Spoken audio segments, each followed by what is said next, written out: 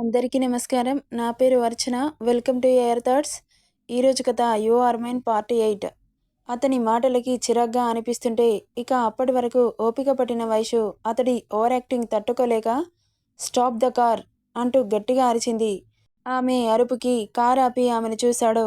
నువ్వసలు మనిషివేనా? ఇలా నిస్సహాయత కలిగిన అమ్మాయిని ఇబ్బంది పెడుతుంటే ఏమనిపించట్లేదా? అసలు ఎవరైనా ఒంటరిగా ఉన్న అమ్మాయిని ఇలా బాధ పెడతారా? నేనేం తప్పు చేశానని నన్నిలా బాధ పెడుతున్నావు? నా సర్టిఫికెట్స్ తీసుకొని ఎందుకిలా ఏడిపిస్తున్నావు? అంటున్న ఆమె మాటలకి నొసలు ముడేసి చూస్తూ షడప్ అంటూ అరిచాడు. అతడి అరుపుకి భయపడి కళ్ళు గట్టిగా మూసింది వైషు.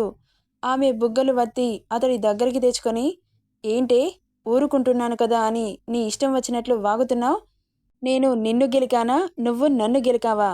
చెప్పు అంటూ పట్టు బిగిస్తుంటే నొప్పికి కళ్ళల్లో నుండి నీళ్లు జారి అతని చేతి మీద పడుతున్నాయి. ఆమె ఏడుపును చూసి సాడిస్టిక్ స్మైల్ ఇస్తూ ఆమెని చూస్తున్నాడు. ఏడవడం వల్ల కళ్ళు ముక్కు ఎర్రగా మారి కనిపిస్తుంటే ఇంకా అందంగా కనిపిస్తుంది వైషు. క్షణకాలం ఆమెను చూసి బాబు కళ్ళు ఫ్రీజ్ అయ్యాయి.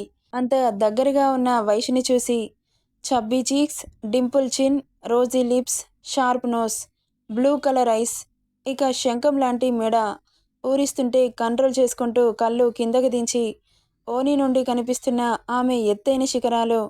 అక్కడ క్షణం కళ్ళు నిలిపి తల విదిల్చుకొని పట్టిన దవడలని విసురుగా వదిలాడు. కళ్ళనీళ్లతో అతన్ని చూసింది. అతని ముందు వీక్ అవ్వకూడదు అనుకుంటూనే అతనిచ్చే నొప్పికి ఆమెకు తెలియకుండానే కళ్ళల్లో నీళ్లు గిర్రన తిరిగాయి. ఇక కొద్దిసేపటి వరకు ఇద్దరి మధ్య మౌనం.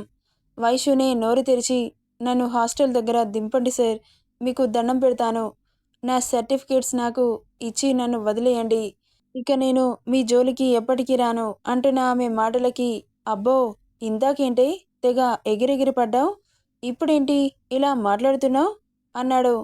సారీ సార్ అనింది. తిట్టడం సారీ చెప్పడం నీకు బాగా అలవాటైపోయింది.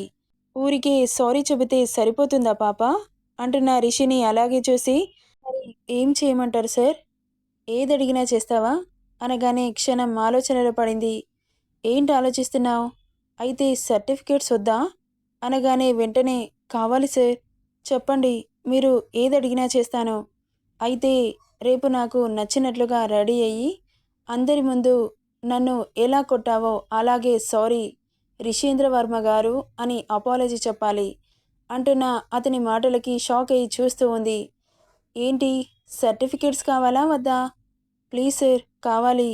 అయితే నేను చెప్పింది చేస్తావుగా? చేస్తాను సార్. మీకు నచ్చినట్లుగా అంటే? ఏం లేదు బంగారం, రేపు నువ్వే చూస్తావుగా, చెబితే థ్రిల్లేముంటుంది అన్నాడు. ఏం చేస్తాడో ఏంటో అని భయం ఒకవైపు, అతనికి మాటిచ్చాను అని ఆలోచన ఇంకోవైపు ఆమెను కుదురుగా ఉండనివ్వట్లేదు. ఇక హాస్టల్కి తీసుకెళ్ళనా ఇక్కడే ఉందామా అన్నాడు కాస్త తేడాగా. మాటల్లో ఏదో తేడా తెలుస్తుంటే, నన్ను హాస్టల్ దగ్గర దింపండి సార్, ఇప్పటికీ చీకటి పడిపోయింది, నాకు భయంగా ఉంది అని భయంగా చెబుతుంటే ఆమె భయాన్ని ఎంజాయ్ చేస్తూ కన్నింగ్ స్మైల్తో అక్కడి నుండి హాస్టల్కి తిప్పాడు. హాఫ్ అన్ అవర్లో రావాల్సిన హాస్టల్ 15 నిమిషాలకే వస్తే అతను తీసుకొచ్చిన స్పీడ్కి పాపకి కడుపులో లోపినట్లు అయ్యి వెంటనే కార్ డోర్ ఓపెన్ చేసుకొని వామిట్ చేసేస్తుంది. ఆమెను అలా చూస్తూ స్టూపిడ్ అని తిట్టుకుంటూ కార్ని రయ్యమనిపించాడు. ఇక కడుపులో ఉన్నది మొత్తం కక్కేసి వెళ్తున్న అతన్ని చూసి శాడిస్ట్ విధవా అని బండబూతులు తిట్టుకొని నీరసంగా అనిపిస్తుంటే తల వేలాడేసి అక్కడి నుండి రూమ్కెళ్ళింది. ఆమె వెళ్ళేసరికి టెన్షన్గా అటు ఇటు తిరుగుతూ కనిపించారు దాత్రి, పూజ. ఏమైందే, ఇక్కడికెళ్ళావు? మేము ఇంత కంగారు పడ్డామో తెలుసా? అసలే మనకు ఈ ఊరు కొత్త, నువ్వు ఎక్కడికెళ్ళావో అని టెన్షన్ వచ్చేసింది అని టెన్షన్గా చెబుతుంటే వైషు మాత్రం నీరసంగా వెళ్ళి బెడ్ మీద కూర్చుంది. ఏమైంది వైషు, నీరసంగా కనిపిస్తున్నావు? అసలు ఎక్కడికెళ్ళావే అని ప్రశ్నల మీద ప్రశ్నలు వేస్తున్న దాత్రిని, పూజని చూసి, నాకు చాలా హెడ్ఏక్ వస్తుంది, ప్లీజ్ డిస్టర్బ్ చేయకండి, తర్వాత చెబుతాను అంటూ బెడ్ మీద వాలిపోయింది. ఆమె పరిస్థితి చూసి ఇద్దరికీ బాధేస్తుంటే అలాగే కూర్చుండిపోయారు. ఇక నైట్ 10 అవుతున్నా మెలకువ రాలేదు వైష్ణవికి. డిన్నర్ చేయకుండా అలాగే పడుకుందని వైషు అని మెల్లగా లేపగానే బాగా ఆలోచనలతో అలసిపోవడంతో మగతగా కళ్ళు తెరిచింది వైషు. కాస్త తినేసి పడుకో వైషు. తినకుండా పడుకుంటే ఇంకా నీరసం వచ్చేస్తుందే అని లాలనగా చెబుతుంటే, నాకు ఆకలిగా లేదే, మీరు తినేయండి అనింది. ఏంటి తినేసేది? ముందు లెగు. నువ్వు తినకపోతే మేము తినము అని మొండిగా చెప్పగానే ఇక తప్పక కూర్చుంది. దాత్రినే కలిపి తనకి తినిపించింది. ఇక తినగానే పడుకోకూడదు అని కాసేపు వాక్ చేయడానికి బయటకొచ్చింది వైషు. వాళ్ళిద్దరు కలిసి లోపల డిన్నర్ చేస్తున్నారు. వైషుని చూసిన హారిక కన్నింగా చూస్తూ, దీన్ని ఎలాగైనా ఏడిపించాలి. ఏం చేయాలబ్బా అనుకుంటూ బయటకు వచ్చింది. ఏం చేస్తున్నావు? అవును, నీ పేరేంటి అనగానే వైష్ణవి అనింది. డిన్నర్ చేసావా వైష్ణవి అని అడిగింది హారిక. చేశాను. నీ పేరేంటి? నా పేరు హారిక. మీరు చేశారా? చేశాను, కానీ నువ్వేంటి కాలేజ్కి వెళ్ళిన మొదటి రోజే అంత పవర్ఫుల్ వ్యక్తిని అలా కొట్టేశావు? అసలు నీకు భయం లేదా? అతను చాలా డేంజర్ తెలుసా? అతని జోలికి వెళితే ప్రాణాలు తీయడానికైనా వెనకాడడు అని చెబుతున్న హారిక మాటలకి భయం వేస్తుంటే, నిజంగానా అనింది కంగారుగా. ఆమెకు భయం వేస్తుందని అర్థం చేసుకున్న హారిక లోపల నవ్వుకుంటూ, అవును వైషు, అతడు చాలా డేంజర్. అతడి జోలికి ఇప్పటి వరకు ఎవరూ వెళ్ళలేదు. వెళ్ళినా ఎవరూ బ్రతకలేదు. నీకు ఇంకో విషయం తెలుసా? మొన్న కొట్టిన అతను చనిపోయాడంట అని అబద్ధం చెబుతుంది. ఇక ఒక్కసారిగా వైష్ణవిలో వణుకు పుడుతుంది. నిజంగానా అనింది కళ్ళు పెద్దవి చేసి. అవును వైషు, నిజంగా. పాపం, నువ్వేమో అతన్ని కొట్టి మరీ కాపాడావు. అతనేమో చనిపోయాడు అని చెబుతున్న హారిక మాటలకి బ్రెయిన్ మొత్తం తిమ్మిరిగా అనిపించింది భయంతో. వైషుకి ఆమెను అంతలా భయపెట్టాను అన్న ఆనందంతో, నేను వెళ్తాను వైషు. అతన్నింకా రెచ్చగొట్టకు.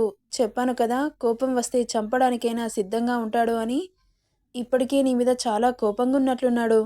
ఇక అతన్ని ఎలా కూల్చేస్తావో ఏంటో అనుకుంటూ లోపలికెళ్ళిపోయింది హారిక.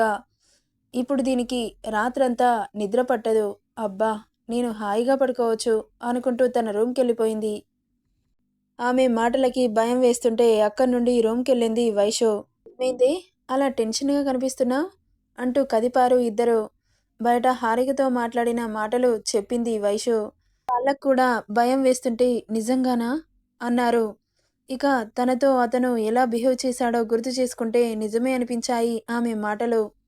అసలేంటి ఇలా జరుగుతోంది? అసలు వాడు ఏం చేస్తాడో ఏంటో అని భయంగా ఉంది అంటున్న వాళ్ళ మాటలకి రిషితో మాట్లాడిన మాటలు చెప్పింది. అయితే నీ సర్టిఫికేట్స్ ఇస్తానన్నాడా? ఇస్తానన్నాడు కానీ అనింది.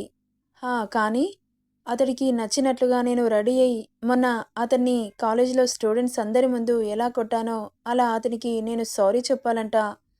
సారీ అయితే ఓకే, చెప్పొచ్చు, కానీ అతనికి ఇష్టమైనట్లు అంటే నాకేదో తేడాగా అనిపిస్తుందే. నాకు అదే భయంగా ఉందే. వాడికి ఇష్టం వచ్చినట్లు రెడీ అవ్వడం అంటే ఏంటో అర్థం కావట్లేదు. ఎలా అని అడిగితే రేపు మార్నింగ్ వరకు నీకే తెలుస్తుందిగా అంటున్నాడు. అంటున్న వైషు మాటలకి వైష్ణవికి ఏమో గాని వాళ్ళిద్దరికైతే చాలా భయం వేస్తుంది. ఇందులో ఏదో తిరకాసుందని ఆలోచనలతో బుర్ర పాడు చేసుకోవడం ఎందుకు?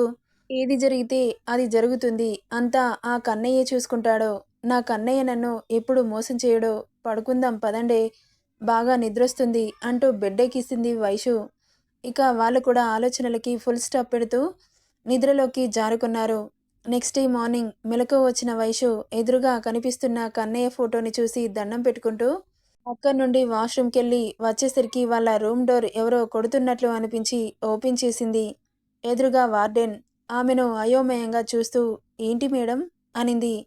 మీకు ఓ పార్సెల్ వచ్చింది అనగానే, నాకెవరు పంపిస్తారో? ఏమో అమ్మా, మీ రూమ్ నెంబర్ చెప్పి ఇదిగో ఈ కవర్ ఇచ్చి వెళ్ళారు అని ఆ కవర్ వైషు చేతిలో పెట్టి అక్కడి నుండి వెళ్ళిపోయింది వార్డెన్.